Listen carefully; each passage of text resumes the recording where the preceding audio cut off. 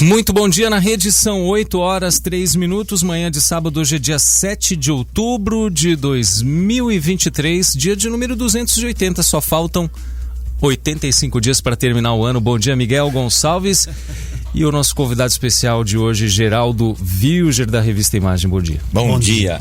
Bom dia, Nascimento, bom dia, Geraldo Vilger, bom dia a todos os ouvintes da Rede FM. Pessoal, hoje um programa bem especial aqui, mais uma vez contando com a participação especial do nosso amigo Geraldo Vilger, já é conhecido de vocês aqui na rede, e a gente vai contar com os comentários dele sobre os assuntos que a gente costuma abordar aqui no nosso programa Ponto de Vista. E a semana tranquila para vocês? Muita correria? Como é que foi a semana de vocês? Muita correria, muito trabalho e também um pouco de ansiedade, né? Participar do programa. Sério? Aqui. Eu tô ficando ansioso quando eu vou participar. É melhor eu participar todos os sábados agora, viu? Pra não ficar assim. Já tá convidado, então. Já tá convidado. Legal demais. E o cenário político regional, como é que tá as coisas? Tá tudo tranquilo? Você faz uma boa cobertura lá na revista Faço uma boa Imagem, cobertura, né? apesar de eu não fazer reportagens sobre os assuntos políticos regionais, né? Mas tá sempre eu inteirado, né? Sim. Muito bem, a gente tem alguns assuntos para abordar hoje no programa. A gente vai falar sobre o Senado e o STF, vamos falar sobre a questão jurídica do país, nós vamos falar sobre um evento que teve aí em Brasília, um evento do Ministério da Saúde com dancinha erótica. A gente vai falar da FUNAI, que quer desapropriar 200 propriedades no Mato Grosso. Nós vamos falar sobre o marco temporal que tem a ver com esse assunto da FUNAI e outros assuntos que forem surgindo, né, Miguel? Porque a gente vai falando Exato. Vai puxando. São os assuntos relevantes, né, importantes que tá acontecendo e que muitas vezes não sai na mídia tradicional, né? Exatamente. Por exemplo, o protesto de milhares de prefeitos em Brasília, devido à redução do FPM, que é o Fundo de Participação do Município, é um assunto que nós vamos abordar aqui, porque a rádio alcança bastante cidades aqui na região e essa programação também depois vai ser feito os cortes e transmitido na internet também, na Rede FM. Qualquer um que possa assistir, que esteja envolvido com questões de prefeitura, vai ser testemunho dessa redução. E aí nós vamos falar disso, mas acho que vai ser mais pro final do programa, não é? Inclusive, se tiver algum prefeito nos ouvindo, quiser também mandar algum recado, sobre mandar, esse né? assunto, Eu acho que a gente já entrou nesse assunto. Primeiro, eu queria perguntar, o que é o FPM? É o Fundo de Participação do Município. É um dinheiro federal? Exatamente. Ele é um recurso federal que é repassado aos municípios. Certo. Né? E promessa de campanha é que ele aumentaria. Tem vídeos, né? De promessa de campanha presidencial de que ele aumentaria. Em vez de aumentar, ele foi reduzido. Bem, primeiro eu queria repetir aos nossos queridos prefeitos e prefeitas do Brasil que está garantido, vai ser votado no Congresso Nacional, que nenhum prefeito brasileiro ou prefeita receberá menos do Fundo de Participação do Município do que recebeu o ano passado. É percentual? Como é que é o cálculo para que o município? Depende da população da cidade. Depende da população da cidade. Mas os municípios que lideraram essas reclamações são os municípios do Nordeste, principalmente os do Nordeste que chegaram a fazer greve mesmo, né?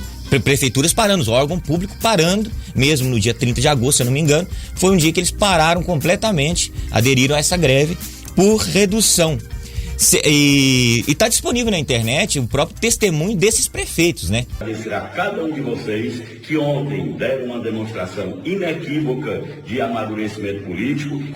Guaraciaba vai votar em peso no nosso presidente Lula. Nós iremos fazer uma paralisação esta que visa sensibilizar o governo federal para a recomposição das percas, né, de receita que os municípios estão aí sofrendo, caindo vertiginosamente. Os próprios prefeitos falando e dizendo, olha, tanto apoio que nós fizemos durante a campanha, nós acreditávamos que ia dar tudo certo e de repente essa redução que vem fazendo a prefeitura parar com o serviço. Tem uma matéria aqui, rapidamente, do dia 29 de agosto. Prefeitos de 11 estados organizaram os protestos para quarta-feira, dia 30 de agosto, como você citou, né?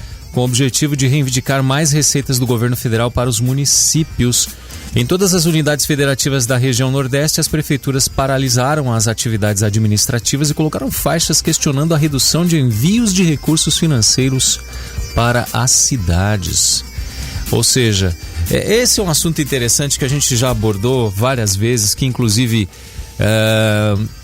tem muitos municípios que só sobrevivem por causa do FPM. Exatamente. Porque não tem uma renda, não produz, né, com o tamanho da necessidade da cidade, né?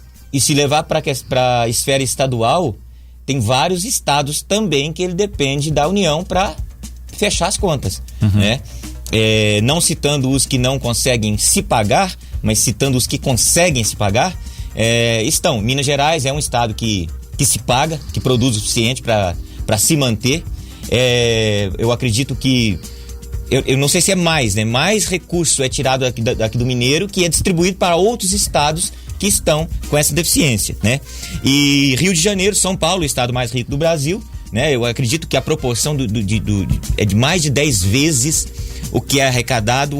Uma parte volta para o estado de São Paulo e a outra 10 vezes mais vai ser distribuído para outros estados. Enquanto tem estados que são totalmente dependentes dos recursos federais ou recursos de outros estados que vão para a União e depois são direcionados a esses municípios e estados. No caso, não se limitou somente a isso que você citou, Ricardo, mas também a presença deles essa semana, se eu não me engano, foi terça-feira, milhares de prefeitos estiveram em Brasília protestando e pedindo misericórdia do governo federal para que reajuste esse FPM, porque eles não têm condições de se manter. Mas se depois na hora da edição a gente coloca imagens também e vídeos deles mostrando a quantidade de prefeitos. Se eu não me engano, foram entre 2 a 3 mil prefeitos. É muita coisa. Se você considerar a quantidade de municípios que tem no Brasil, eu digo assim, é quase a metade. Quase né? a metade. São 5.570. Exatamente. Né? Então é uma multidão de prefeitos gigantesca pedindo que pelo menos ajuste como estava o ano passado. E qual foi a alegação do governo federal para reduzir esse FPM? A alegação é de que não é competência dele, que isso aí quem cuida é o Tribunal de Contas. Tirou da reta. Mas a verdade é uma só. O que está acontecendo são as prioridades, né? O governo federal tem as suas prioridades. E não é prioridade do governo federal, nesse momento, pagar esse FPM como deveria nos estados. Ele está utilizando esse dinheiro principalmente para se manter, né, apoiado pelo Centrão, né? Pela esquerda ele já mas pelo Centrão, e alguns até mesmo de direita que estão entrando numa onda aí. Então recursos estão sendo utilizados para garantir apoio ao governo. Muito dinheiro. Outra questão que está acontecendo também é a diminuição da arrecadação tributária. O governo aumentou os impostos e com isso, aquela curva de Laffer que chama, né? Aumentou os impostos e está arrecadando menos. Então isso também é um grande problema e nós estamos aí diante de um déficit gigantesco. Até agosto, eu não tenho os números exatos, mas é assim, um absurdo o déficit que nós estamos tendo. É comparável à situação que estava quando começou a pandemia.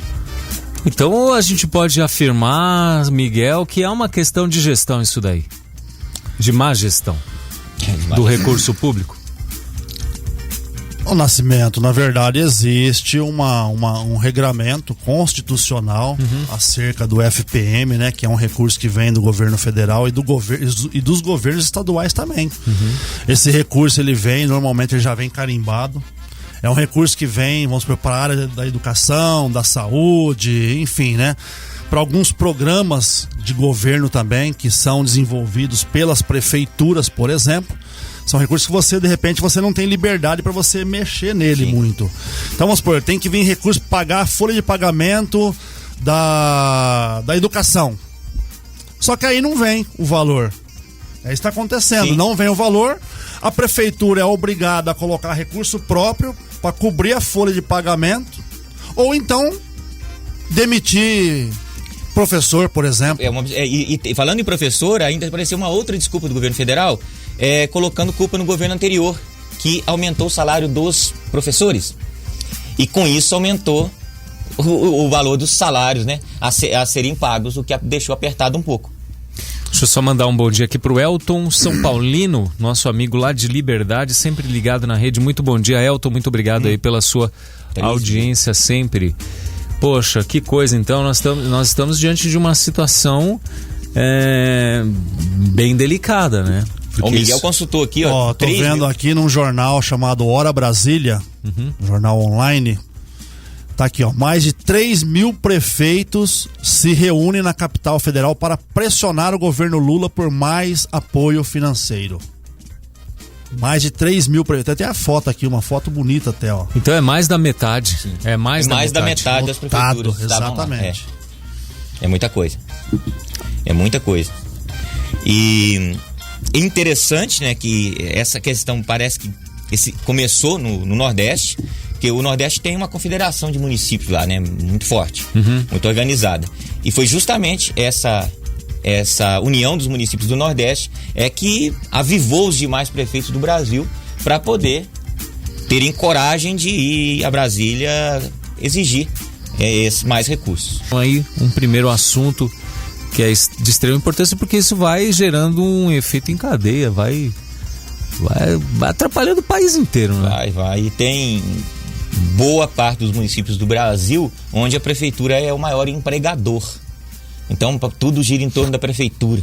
Sim. Quem nasce na prefeitura, o sonho é trabalhar. Quem nasce naquela municipalidade, trabalhar na prefeitura. O sonho é trabalhar na prefeitura, só enxerga a prefeitura para tudo. Tem muito município assim, né? Então, quando acontece isso, o reflexo é direto em quase todas as famílias do município.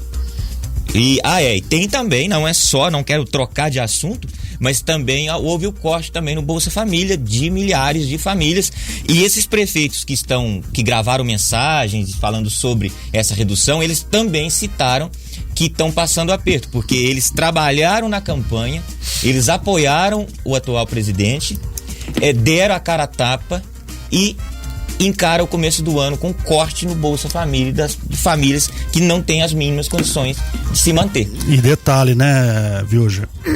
Nascimento. Não estamos em pandemia, como o governo anterior pegou. Sim. Pegou o início da crise na Europa. A guerra. Né? Mas, então, e outras crises também, né? De desabastecimento e tudo mais, né? Greve de caminhoneiros, o governo anterior pegou. Uma situação muito mais difícil, né? Não, e você sabe que interessante, falando sobre olha isso... Olha só para mim não perder o raciocínio. E já está com um rombo acumulado de mais de 100 bilhões o governo federal. Então eu não sei como é que ele vai equacionar essa situação, essa demanda dos prefeitos aí. E essa semana eu assisti uma entrevista do Paulo Guedes, o ex-ministro. No começo de 19 teve a situação de Brumadinho também no Brasil. Verdade. Quando o governo, né, entrou lá, o anterior governo, vamos dizer assim, entrou, ele já pegou Brumadinho. Aí em março, pandemia mundial, e assim foi. Foram várias situações ruins, né? Mundiais, nacionais. Dificuldade. E esse rombo aí de 100 bilhões, esse rombo, na situação que está, ele não vai ser revertido, não tem como reverter. Como a gente estava falando, diminuiu também a arrecadação de impostos, aumentou o imposto, muita gente falou, não, eu vou fechar a firma, eu vou fechar a empresa, né? Inclusive, na minha própria cidade mesmo, tem muito estabelecimento fechando, né? Agora você imagina a nível de Brasil como é que tá isso. É muito imposto, não há incentivo, a questão do rombo deixa a economia parada. Eles foram tentar também mexer na taxa Selic, governo mexer em taxa Selic, isso só acontece na China. Quem cuida da economia é o Banco Central e tem que ser independente. Os países que tentaram deixar o governo controlar a moeda, como por exemplo a Argentina e Venezuela, né? Por que o dinheiro desvaloriza? Por que existe inflação? Porque o governo, numa situação de rombo desse, o que ele faz? Ele fabrica dinheiro. Que é o maior absurdo. Eu pensava isso quando era criança, né? Quase toda criança pensa, mas tem adulto assim. que acha, mas por que o governo não fabrica dinheiro então? A hora que ele fabricar, se ele fabricar, por exemplo, tá lá, 100 bilhões, esses 100 bilhões vai se tornar inflação. Tudo vai subir de preço imediatamente, né? Isso é um assunto um pouco longo, talvez a gente faça um dia um programa só sobre isso. Só sobre essa questão. Por que o governo não fabrica dinheiro? Não é o assunto hoje. Mas o que acontece? Exemplo, dá certo fabricar dinheiro? Exemplo, a Venezuela. A Venezuela cortou zeros da moeda em um ano, 3 vezes cortou 3 zeros. Você cortou, isso é 1.000.000% de inflação. Quanto que fechou a inflação? Brasil, por exemplo, é 4%, 5%. Ao ano. Ao ano. E tô falando da média dos últimos anos aí. Agora, Venezuela, 1.000.000%. 1 milhão. O dinheiro, para você ter uma ideia de uma inflação, da crise inflacionária lá é tão grande, que, por exemplo, se a pessoa for comprar papel higiênico, se ele usar o dinheiro no lugar do papel higiênico, é muito mais barato do que comprar o papel higiênico. Gente. Isso não é uma piada, não é um trocadilho. Eu tenho testemunhos de lá, pessoas que podem, depois na edição a gente pode colocar pessoas falando isso. Então, é muito grave a inflação. Fabricar dinheiro não pode. Só que se o governo chegar numa situação tão agravante dessa maneira, ele pode cair essa bobeira na cabeça dele, de tomar conta do Banco Central e resolver fabricar dinheiro. Fabricar dinheiro é apenas aumentar o saldo da conta do governo. Mas a sanha desse governo é justamente essa. O que ele quer é justamente isso. Controlar. Ele quer controlar o Banco Central. Haja vista aí uma queda de braço aí com o presidente do Banco Central. Desde que começou. Entendeu?